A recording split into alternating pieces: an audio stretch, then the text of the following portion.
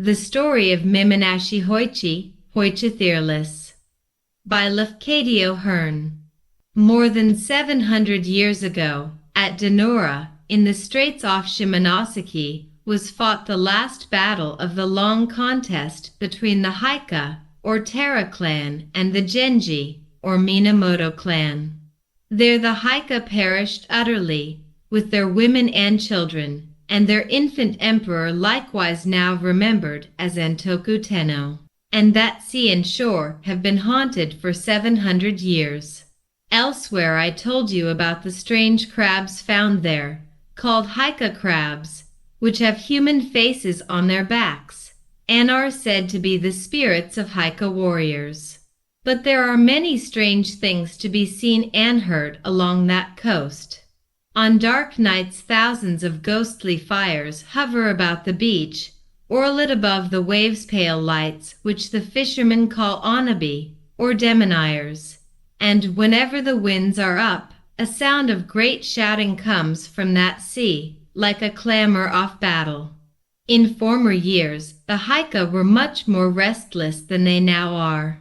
They would rise about ships passing in the night, and try to sink them, and at all times they would watch for swimmers, to pull them down.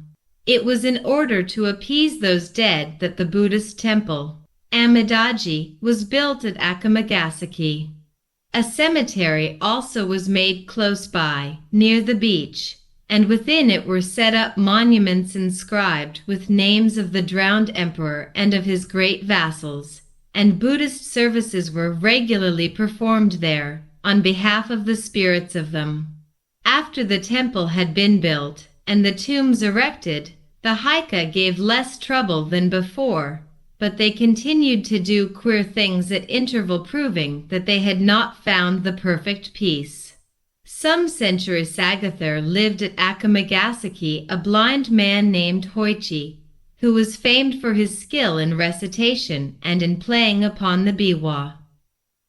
From childhood he had been trained to recite and to play, and while yet a lad he had surpassed his teachers.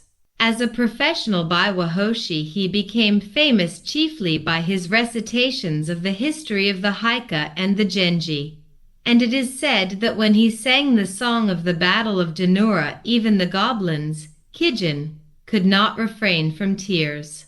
At the outset of his career, Hôïchi was very poor, but he found a good friend to help him. The priest of the Amidaji was fond of poetry and music, and he often invited Hôïchi to the temple to play and recite. Afterwards, being much impressed by the wonderful skill of the lad, the priest proposed that Hôïchi should make the temple his home, and this offer was gratefully accepted. Hôïchi was given a room in the temple building, and, in return for food and lodging, he was required only to gratify the priest with a musical performance on certain evenings, when otherwise disengaged. One summer night the priest was called away to perform a Buddhist service at the house of a dead parishioner, and he went there with his acolyte, leaving Hôïchi alone in the temple. It was a hot night, and the blind man sought to cool himself on the veranda before his sleeping room. The veranda overlooked a small garden in the rear of the Amidaji. There Hôïchi waited for the priest's return and tried to relieve his solitude by practicing upon his biwa. Midnight passed, and the priest did not appear. But the atmosphere was still too warm for comfort within doors, and Hôïchi remained outside. At last he heard steps approaching from the back gate. Somebody crossed the garden, advanced to the veranda, and halted directly in front of him, but it was not the priest. A deep voice called the blind man's name abruptly and unceremoniously in the manner of a samurai summoning an inferior. Hôïchi. Hôïchi was too much startled, for the moment, to respond, and the voice called again, in a tone of harsh command. Hôïchi. "Hi," answered the blind man, frightened by the menace in the voice. "I am blind, I cannot know who calls." "There is nothing to fear," the stranger exclaimed, speaking more gently. I am stopping near this temple, and have been sent to you with a message. My present lord, a person of exceedingly high rank, is now staying in Akamagasaki, with many noble attendants. He wished to view the scene of the Battle of Denora, and today he visited that place. Having heard of your skill in reciting the story of the battle, he now desires to hear your performance. Soya will take your biwa and come with me at once to the house where the august assembly is waiting. In those times, the order of a samurai was not to be lightly disobeyed. Hoikadon's sandals took his biwa and went away with the stranger, who guided him deftly, but obliged him took very fast.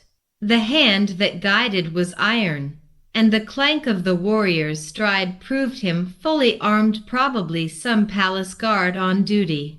Hôïchi's first alarm was over. He began to imagine himself in good luck, for, remembering the retainer's assurance about a person of exceedingly high rank, he thought that the lord who wished to hear the recitation could not be less than a daimyo of the first class. Presently the samurai halted, and Hôïchi became aware that they had arrived at a large gateway, and he wondered, for he could not remember any large gate in that part of the town, except the main gate of the Amidaji. Kaimon, open the gate, the samurai called, and there was a sound of unbarring, and the twain passed on. They traversed a space of garden, and halted again before some entrance, and the retainer cried in a loud voice, within there, I have brought Hôïchi. Then came sounds of feet hurrying, and screens sliding, and rain doors opening, and voices of women in converse. By the language of the women, Hôïchi knew them to be domestics in some noble household. Both could not imagine to what place he had been conducted. Little time was allowed him for conjecture. After he had been helped to mount several stone steps, upon the last of which he was told to leave his sandals, a woman's hand guided him along interminable reaches of polished planking, and round pillared angles too many to remember, and over widths amazing of matador into the middle of some vast apartment. There he thought that many great people were assembled. The sound of the rustling of silk was like the sound of leaves in a forest. He heard also a great humming of voices talking undertones, and the speech was the speech of courts.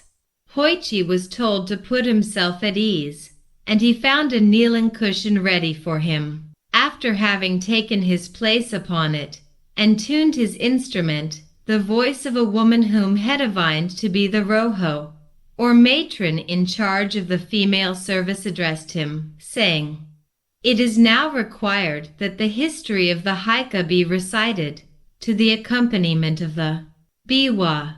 Now the entire recital would have required a time of many nights. Therefore Hôïchi ventured a question. As the whole of the story is not soon told, what portion is it augustly desired that I now recite? The woman's voice made answer, Recite the story of the battle at Denora, for the pity of it is the most deep. Then Hôïchi lifted up his voice, and chanted the chant of the fight on the bitter sea, wonderfully making his biwa to sound like the straining of oars and the rushing of ships, thuvir and the hissing of arrows, the shouting and trampling of men, the crashing of steel upon helmets, the plunging of slain in the flood.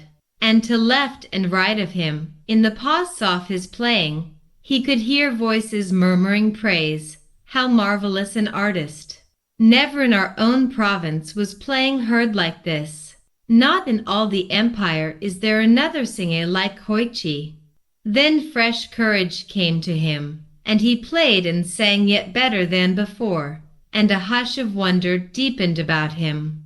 But when at last he came to tell the fate of the fair and helpless, the piteous perishing of the women and children, and the death leap of Ninoama, with the imperial infant in her arms, then all the listeners uttered together one long, long shuddering cry of anguish.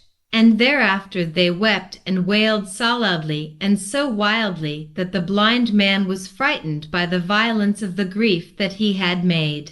For much time the sobbing and the wailing continued, but gradually the soft lamentation died away, and again, in the great stillness that followed, Hôïchi heard the voice of the woman whom he supposed to be the Roho. She said, "Although we had been assured that you were a very skillful player upon the biwa, and without an equal in recitative, we did not know that any one can be so skillful as you have proved yourself tonight. Our Lord has been pleased to say that he intends to bestow upon you a fitting reward. But he desires that you shall perform before him once every night for the next 6 nights, after which time he will probably make his august return journey. Tomorrow night, therefore, you are to come here at the same hour. The retainer who tonight conducted you will be sent for you. There is another matter about which I have been ordered to inform you. It is required that you shall speak to no one of your visits here during the time of our Lord's august sojourn at Okomagasaki. As he is traveling incognito, he commands that no mention of these things be made. You are now free to go back to your temple." After Hôïchi had duly expressed his thanks, a woman's hand conducted him to the entrance of the house, where the same retainer, who had before guided him, was waiting to take him home. The retainer led him to the veranda at the rear of the temple, and there bade him farewell. It was almost dawn when Hôïchi returned, but his absence from the temple had not been observed, as the priest, coming back at a very late hour, had supposed him asleep. During the day Hôïchi was able to take some rest, and he said nothing about his strange adventure. In the middle of the following night the samurai again came for him, and led him to the august assembly, where he gave another recitation with the same success that had attended his previous performance. But during this second visit his absence from the temple was accidentally discovered, and after his return in the morning he was summoned to the presence of the priest, who said to him, in a tone of kindly reproach, "We have been very anxious about you, friend Hôïchi. To go out, blind and alone, at so late an hour, is dangerous. Why did you go without telling us? I could have ordered a servant to accompany you." "And where have you been?" Hôïchi answered evasively. "Pardon me, kind friend. I had to attend to some private business, and I could not arrange the matter at any other hour."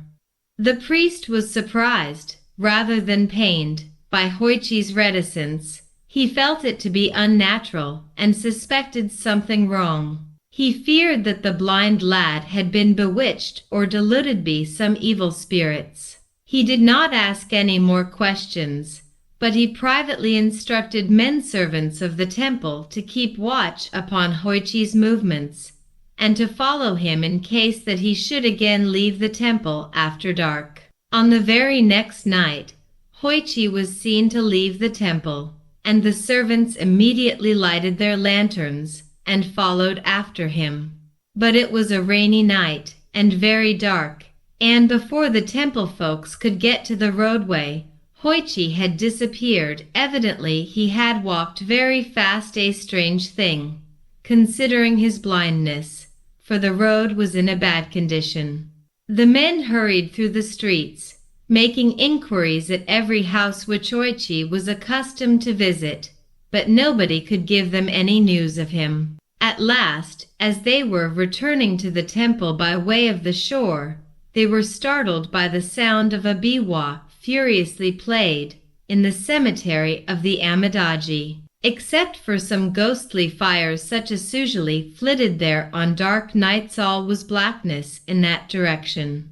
But the men at once hastened to the cemetery, and there, by the help of their lanterns, they discovered Hôïchi sitting alone in the rain before the memorial tomb of Antoku Tenno, making his biwa resound, and loudly chanting the chant of the Battle of Danura. And behind him, and about him, and everywhere above the tombs, the fires of the dead were burning, like candles. Never before had so great a host of onabi appeared in the sight of mortal man. Hôïchi-san, Hôïchi-san, the servants cried, you are bewitched. Hôïchi-san.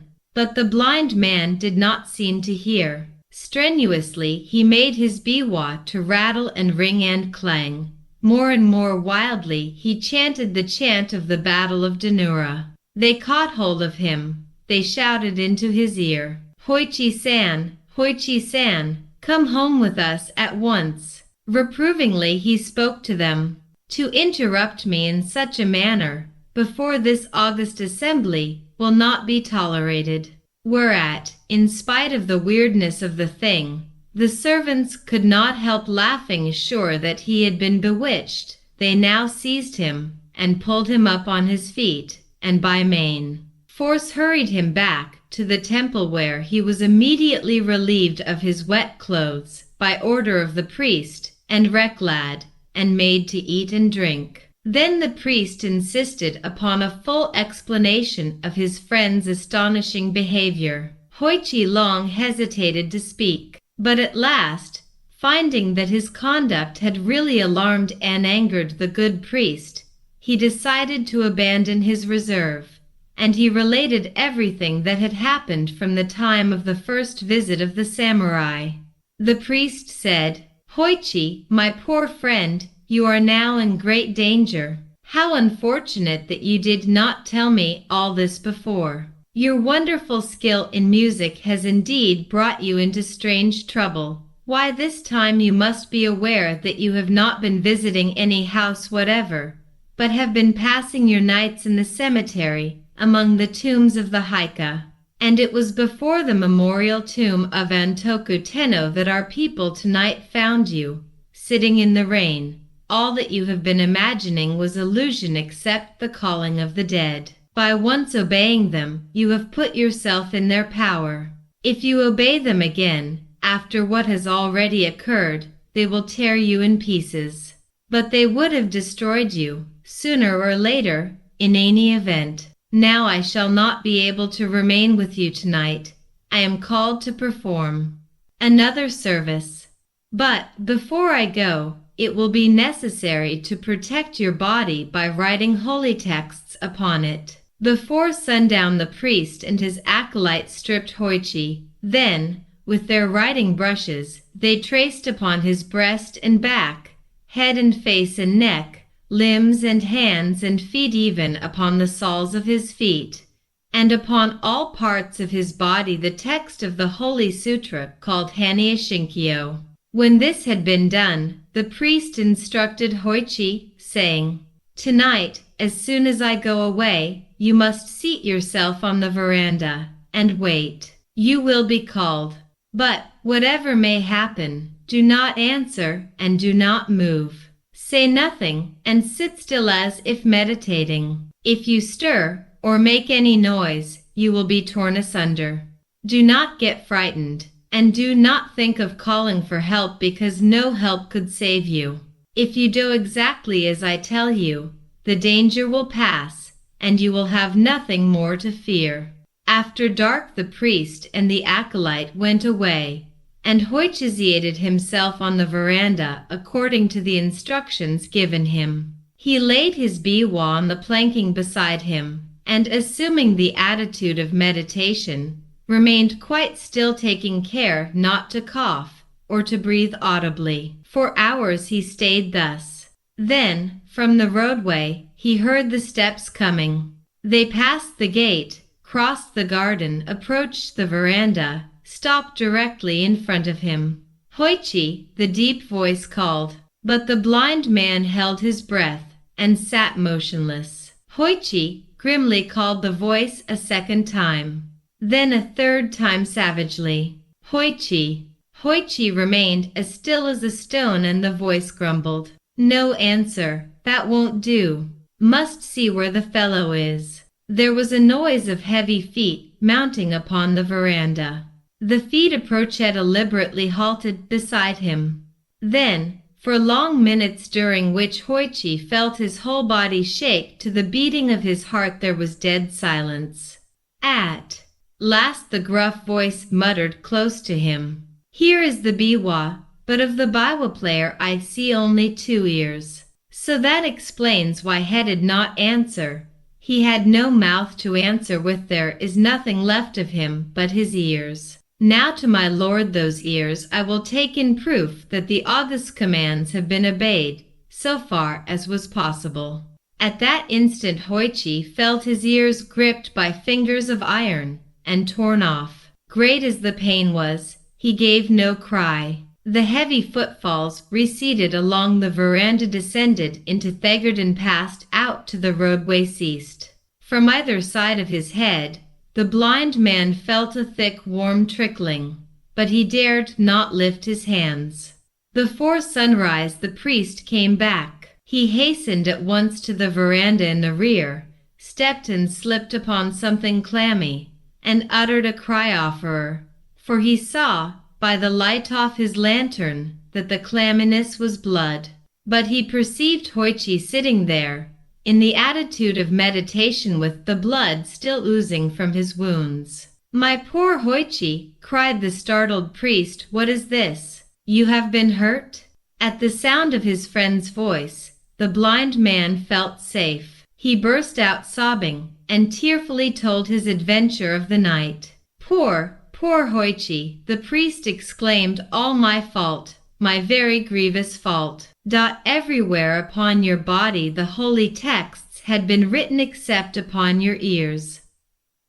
I trusted me acolyte to do that part of the work, and it was very, very wrong of me not to have made sure that he had done it. Well, the matter cannot now be helped. We can only try to heal our hurts as soon as possible. Cheer up, friend. The danger is now well over. You will never again be troubled by those visitors." With the aid of a good doctor, Hôïchi soon recovered from his injuries. The story of his strange adventure spread far and wide, and soon made him famous. Many noble persons went to Akamagasaki to hear him recite, and large presents of money were given to him. Sothat he became a wealthy man. But from the time of his adventure, he was known only by the appellation of Mimi-Nashi-Hôïchi, Hôïchi-the-Earless. Thank you very much for listening to a Japanese ghost story, the story of Mimi-Nashi-Hôïchi by Kenchan Channel. Please subscribe if you are a little bit interested in things Japanese, especially Japanese literature, including Japanese poetry. Thank you again. So long, everybody.